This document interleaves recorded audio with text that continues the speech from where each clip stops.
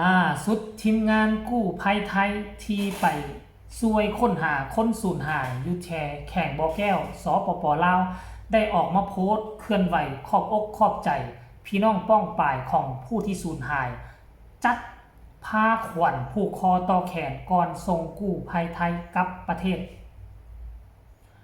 สบายดี FC แฟนคลับทุกทานทั้งภายในและก่อต่างประเทศพี่น้องป้องป่ายชาวลาวชาวไทยเนาะพบพ่อกันคลิปนี้นั่นก็คือเรื่องเล่าที่อยากจะนำเสนอก็เป็นเรื่องเล่าดีๆปะปนกันไปกับเรื่องเล่าที่บ่ค่อยดีที่มันเกิดขึ้นอยู่ในเรื่องเดียวกันท่านผู้ชมเนาะถ้าผู้ใดติดตามข่าวนี่ก็คงจะฮู้ดีแล้วว่าอยู่ทั้งบ่อแก้วมีเรื่องเล่าที่เฮ็ดให้สื่อสังคมออนไลน์อยู่ทั้งประเทศลาวกับพากันเฮ็ดข่าวอึกระทึกคึกโคมอยู่เพราะว่าเป็นห่วงเป็นใยคนสูญหายเพียงแต่คนเดียวเข้าไปหาปูหาปลาดำน้ำอยู่ที่ก้องเขื่อนแห่งหนึ่งแล้วก็สูญหายตั้งแต่วันที่30มฮอดปัจจุบันนี่ก็เป็นเวลา8มื้อสิเข้า9มื้อแล้วปรากฏว่ากู้ภัยไทยมาตั้งว่า2สุดแต่ว่าบ่สามารถค้นหาคนนั้นได้นั่นหมายความว่าเราบ่ได้อยู่ใต้เขื่อนแห่งนี้สันนิษฐาน2อย่างอันที่1เรายังมีชีวิตอันที่2เราคงจะถึกน้ำพัดไหลไปฮอดน้ำคลองเรียบร้อยแล้วเนาะหลังจากมาค้นหากู้ภัยไทยสุดที่2มาค้นหาเพียงแต่มือเดียวก็ได้ยุดโจะภารกิจเพราะว่าสิไปดำได้กระดำบ่เห็นเพราะมันบ่อยู่หั่นเด้สิไปดำ10มื้อก็บ่เห็นเพราะคนบ่อยู่จุดนั้นแล้วก็เลยตัดสินใจลงเว้ากันกับครอบครัวผู้ที่สูญหายก็ให้เข้าใจกันก็ทั้งเสียใจทั้งดีใจในเรื่องเดียวกันเนาะถึงแม้ว่า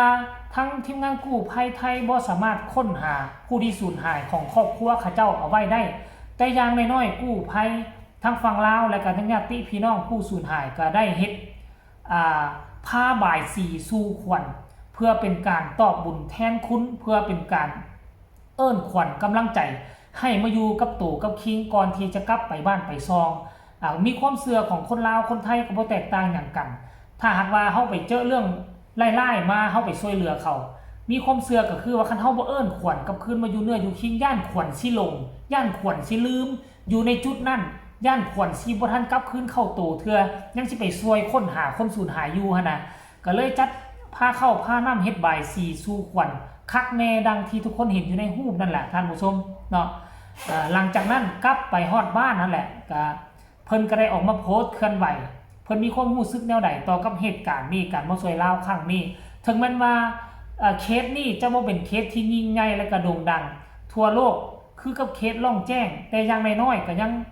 ได้เห็นการร่วมไม้ร่วมมือระหว่างพี่น้องลาวไทยท่านผู้ชมเดี๋ยวสิไปอ่านความรู้สึกของเพิ่นก็แล้วกันเด้อเพิ่นบอกว่าแล้วนี่เนาะท่านผู้ชมขอบใจว่าซั่นพี่น้องชาวลาวที่ให้การต้อนรับและให้การดูแลเป็นอย่างดียังได้ทำพิธีบายสีสู่ขวัญบายสีสู่ขวัญอวยพรว่าซั่นเพื่อเป็นสิริมงคลให้ผู้ปฏิบัติงานก่อนเดินทางกลับประเทศไทยตามประเพณีสำคัญของลาวในครั้งนี้ด้วยว่าซั่นเด้ระหว่างการปฏิบัติภารกิจหากทางทีมงานได้ทำกิริยาวาจาใดที่บ่สุภาพต้องขออภัยไว้ณที่นี้ด้วยโอ้ยนอบน้อมถ่อมตนท่านผู้ชมขนาดมาเพียงแต่ 2-3 มื้อก็คงบ่แม่นว่าเพียง 2-3 มื้อมาฮอดมื้อนี้แล้วก็นอนมื้ออื่นแล้วก็ค้นหาเว้าได้2มื้อเท่านั้นแต่ข้าเจ้าก็ยังออกมานอบน้อมถ่อมตนบอกว่าคันว่ากิริยามารยาทหรือจังใดบ่ถูกบ่ต้องก็ต้องขอโทษขออภัยโอ้ยท่านผู้ชมขั้นก่อนแล้วนี่ว่าทีมงานข้าเจ้าน่ะอยู่ฮอดอาทิตย์2อาทิตย์ค่อยเชื่อว่ามีน้ำตาแตกน้ำตาไหลห้องให้น้ำก้นกันแน่นอนขนาดมาเพียงแต่มื้อเดียวเนาะข้าเจ้าก็ยังนอบน้อมถ่อมตนแล้วก็ทั้งฟังลาวนี่ก็เฮ็ดภาคเข้าภาคขวัญอย่างดีได้ท่านผู้ชมเนาะเพิ่นบอกว่านี่สมาคมปิยมิตรแม่สายร่วมใจสมาคมสิริกรบ่เชียงรายกู้ภัยแสงแก้วโพธิญาณแล้วก็อย่างกู้ภัยมันก็แฮชแท็กไทยลาวทีมค้นหาใต้น้ำทีมประดาน้ำว่าซั่นเด้แฮชแท็กบ่ายสีสู่ขวัญโอ้ยเห็นแบบนี้แล้วค่อยก็รู้สึก คันสิว่าดีใจมันก็บ่อยากเว้าเต็มปากเต็มคำเพราะว่าครอบครัวผู้สูญหายก็ยังบ่ทันได้พบได้พ่อลูกชายบ่ทันได้พบได้พ่อผู้เป็นผัวแต่ว่าก็ว่าเป็นเรื่องราวดีๆระหว่างการไปทำหน้าที่กู้ภัยเพื่อมนุษยธรรมอยู่ที่ฝั่งบ่อแก้วก็แล้วกันท่านผู้ชมเนาะก็ต้องในฐานะที่ค่อยก็เป็นคนลาวคนนึงขอแสดงความดีอกดีใจยามใดคันเกิดเหตุคันบ่ฮอดมือกู้ภัยไทยสารมันบ่แล้วเพราะว่าประเทศของพวกเขาก็นึงมาความรู้ความสามารถก็อาจจะบ่มีเพียบพร้อมอันที่2มาเรื่องการกู้ภัยบ้านเฮาก็ยังบ่ทันเก่งเทื่อเพราะหยังพวกเฮาหาก็สิมีสมาคมกู้ภัยนี่จักปีมานี่ท่านผู้ชมและอีกอย่างกู้ภัยทั้งนอกทั้งน้ำดำนกดำน้ำนี่เฮาก็มีแต่หน่วย2หน่วยเท่านั้นและแต่ละหน่วยก็บ่แม่นว่าสิเก่งกล้าสามารถก็หาก็เรียนรู้การจับอุปกรณ์คันถ้าว่าเจอเคสใหญ่ๆเฮาก็จำเป็นก็ต้องได้ติดต่อหาทั้งฝั่งไทยแต่ว่าค่อยก็เชื่อว่าอีกบ่ดนอีก4 5 ปี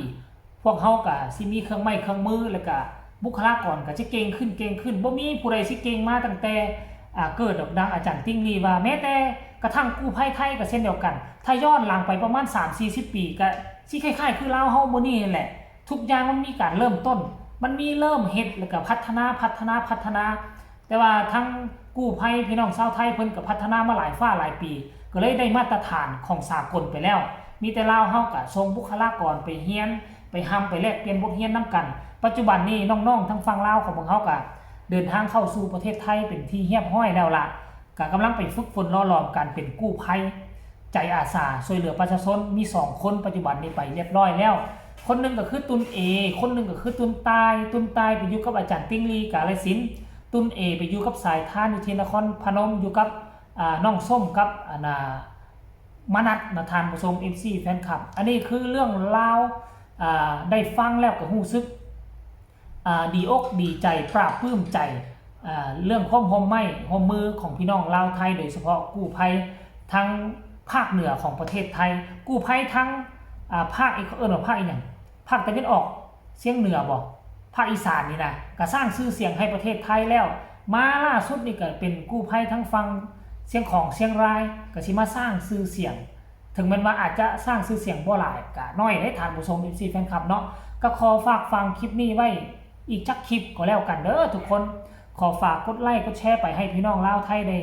เห็นแล้วก็พากันแสดงความคิดความเห็นได้ในใต้คอมเมนต์ท่านถ้าหากว่าผู้ใดมีความคิดความเห็นก็ได้หวังว่าโอกาสหน้าถ้าหากว่ามีเหตุการณ์ที่ทั้งฝั่งลาวบ่สามารถรับมือได้ก็จะได้ประสานงานขอความช่วยเหลืออีกเทื่อนึงก็หวังว่าพวกทานจะกลับมาช่วยเหลือบ้านเมืองของประเทศลาวอีกครั้งนึงก็แล้วกันยิ่งจะมีความสุขยิ่งเฮ็ดให้เจ้ามีชื่อเสียงโด่งดังไปทั่วโลกสำหรับคลิปนี้ฝากไว้สำนี้สบายดี